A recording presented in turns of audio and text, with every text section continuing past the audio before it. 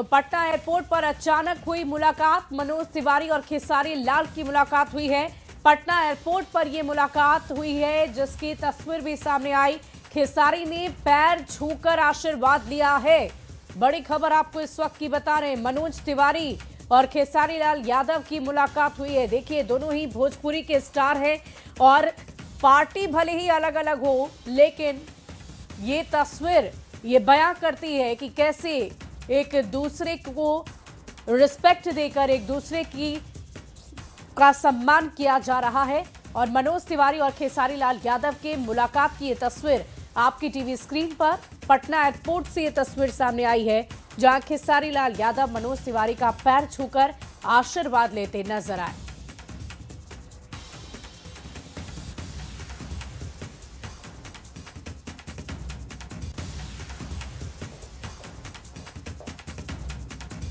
और देखिए, बिहार में पहले चरण के बम्पर वोटिंग के बाद एनडीए की बड़ी जीत का दावा किया गया है। केंद्रीय गृह मंत्री अमित शाह और रक्षा मंत्री राजनाथ सिंह ने कहा कि एनडीए 160 से ज्यादा सीटें जीतेगा और इसके साथ ही जीत का मार्जिन बढ़ेगा। वहीं जेपी नड्डा ने यह कहा कि बिहार ने विकास और स्थिरता के लिए वोट दिया है। एनडीए की ऐतिहासिक जीत तय है।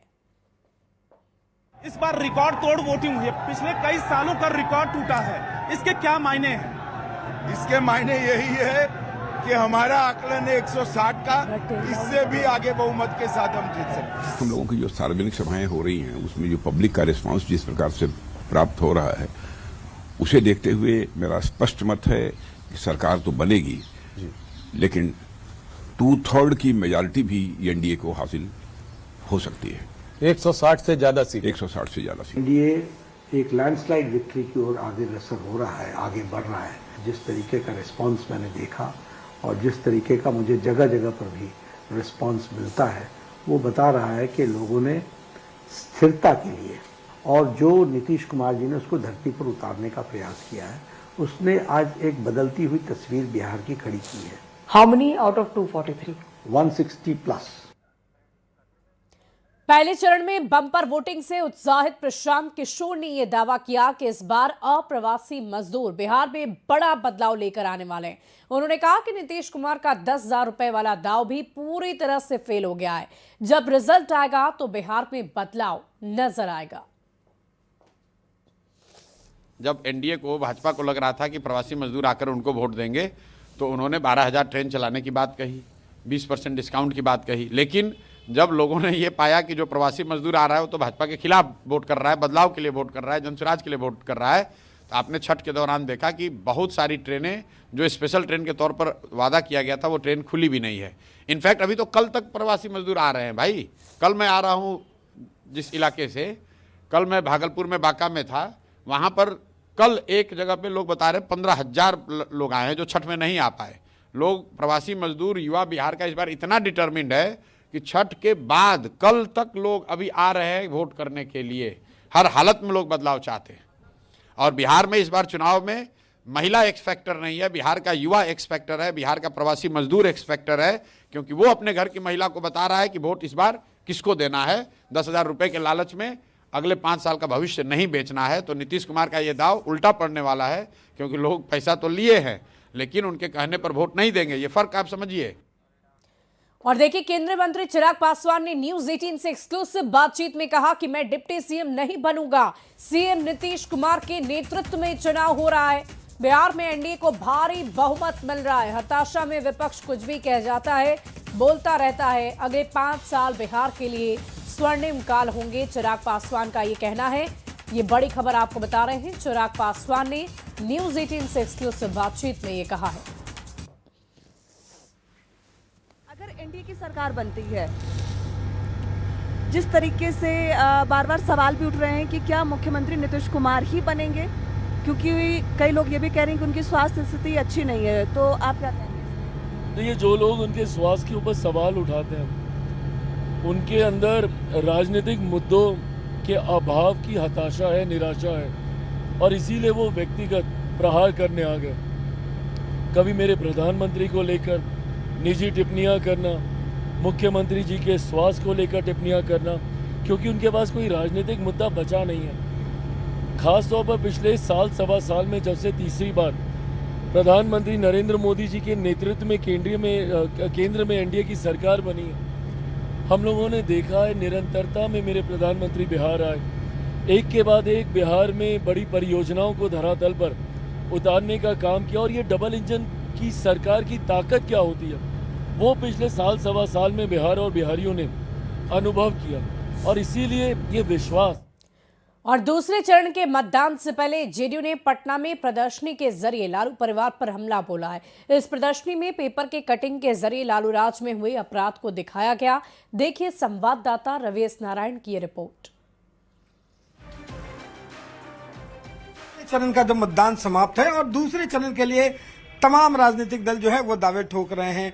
लालू प्रसाद यादव खुद जो है वो मैदान में उतर आए हैं।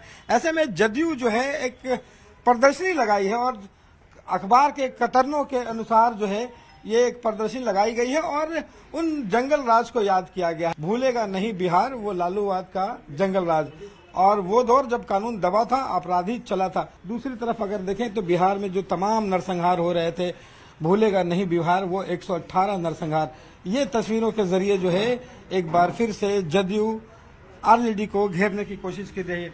देखिए वो दौर गुजर गया। अब तेजस्वी यादव जो कह रहे हैं कि वो बदलाव का दिन है, जंगल राज का डर आप क्यों आखिर दिखा रहे हैं? नहीं, हम डर इसलिए दिखा रहे हैं, तब तक हम खामोश थे जब तक लालू जी हस्ताक्षर करके नॉमिनेशन पेपर पर कर रहे थे पार्टी के। लेकिन लालू जी जब चुनाव प्रचार में निकल गए तो और लालूवाद को विचारधारा तेजस्वी जी ने बताया तो वो गर्व कर रहे हैं कि शर्म कर रहे हैं, ये बता नहीं रहे हैं।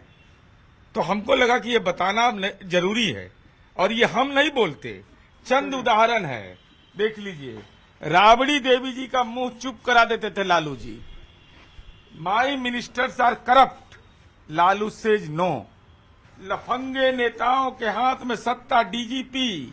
हमने वो नरसंहार की चीखें जो बिहार की मिट्टी में गूंजती है, जहां इंसानियत रोई थी और सत्ता मुस्कुराया था, आज बेटियों के हाथ में अत्याधुनिक हथियार रहता है, उसमें गुंडे और लफंगे के हाथ में रहता था और इसके सामने साष्टांग दंडवत। तो ये जदयू है और पुराने दिनों को, लालू राज को एक बार फिर से दिखाकर जंगल राज बता रही है, जबकि तेजस्वी यादव लगातार मैदान में है और बिहार बदलने की बात कर रहे हैं। कैमरा पर्सन धर्मवीर के साथ रवीश नारायण, न्यूज 18 पटना। वहीं आरजेडी कार्यकर्ताओं ने तेजस्वी यादव के जन्मदिन से पहले पटना स्थित पार्टी कार्यालय के बाहर पोस्टर लगाकर राजनीतिक संदेश दिया है। पोस्टर में तेजस्वी को मुख्यमंत्री की कुर्सी उपहार स्वरूप देते हुए दिखाया गया है और हर घर नौकरी के वादे को प्रमुखता दी गई है। जन्मदिन पर स्लम बस्तियों में बच्चों को कलम कॉपी बांटने की भी तैयारी रखी गई है। बिहार विधानसभा का पहले चरण का जो मतदान है वो समाप्त हो चुका है और 121 गो सीट पे मतदान के बाद ही आरजेडी के तमाम कार्यकर्ताओं ने उन्हें मुख्यमंत्री मान लिया है। उनका कहना है कि जो रुझान है उसके अनुसार तेजस्वी यादव मुख्यमंत्री बनना तय हो गया है और इसीलिए मुख्यमंत्री की जो कुर्सी है उनके जन्मदिन पर गिफ्ट करने की तैयारी है। जी हाँ, आरजेडी कार्यालय के ठीक सामने देखिए एक नया पोस्टर लगा है और इस पोस्टर के जरिए देखिए कल इनका जन्मदिन है तेजस्वी यादव का और जन्मदिन के मौके पर यह पोस्टर लगाया गया है। बीच में सीएम ऑफ बिहार की कुर्सी जो है वो रखी गई है और यहाँ पे लिखा गया है गरीबों, महिलाओं, पिछड़ों, अल्पसंख्यकों और दलितों को आर्थिक न्याय दिलाने के लिए कृत संकल्प तेजस्वी जी को सीएम ऑफ बिहार की कुर्सी जो है जन्मदिन के रूप में उपहार के रूप में दी जा रही है। जी हाँ, हर घर नौकरी देने के कृत संकल्पित तेजस्वी को बिहार की जनता की ओर से बधाई और यहाँ पे उनकी जो कुर्सी है वो जन्मदिन पे तोहफे में दी जा रही है। साथ में देखिए एक और पोस्टर लगा है जहाँ पे लिखा है भारतवर्ष के होने वाले सबसे युवा मुख्यमंत्री को जन्मदिन की जो है वो हार्दिक बधाई। तो ये जन्मदिन की जो तैयारी है वो किस कदर है जरा देखिए कि चूंकि सियासत है, यहाँ पे चुनाव चल रहा है, ऐसे में तेजस्वी यादव को जो जन्मदिन है उसको सीएम की कुर्सी गिफ्ट कर रहे हैं। अभी से आप लोग सीएम की कुर्सी गिफ्ट कर दी है? एकदम एक बिहार की जनता बहुत पहले ही गिफ्ट कर चुकी है। अच्छा, और उस पर बैठना सिर्फ बाकी है। तेजस्वी जी 14 तारीख को इस पर बैठने का काम करेंगे। जिस प्रकार से हर घर नौकरी की बात कहें तेजस्वी जी, 300 यूनिट बिजली फ्री की बात कहें और भी सारी जो योजनाएं उनके द्वारा की गई है पूरे बिहार की जनता जो है वो उन्हें मुख्यमंत्री के रूप में मान चुकी है। तेजस्वी यादव के जन्मदिन की तैयारी है और कलम कॉपियां भी बांटी जाएंगी, लेकिन उससे पहले उपहार में जब लोग बर्थडे गिफ्ट देते। अगली खबर वजीरगंज से, जहां विधानसभा के सनूत पंचायत में जनसभा के दौरान तेज प्रताप यादव हरे रंग का गमछा देखकर भड़क गए और विपक्ष पर जमकर निशाना साधा। उन्होंने कहा कि 5 जयचंदों ने उन्हें घर से निकाला, अब जनता ही उनका घर है। बेरोजगारी और सरकार की नीतियों पर हमला करते हुए उन्होंने भीड़ को सतर्क रहने की अपील की। मंच से उन्होंने हरा गमछा हटाने की नसीहत दे डाली और वोटिंग में 5 नंबर का बटन दबाने की लोगों से अपील की है।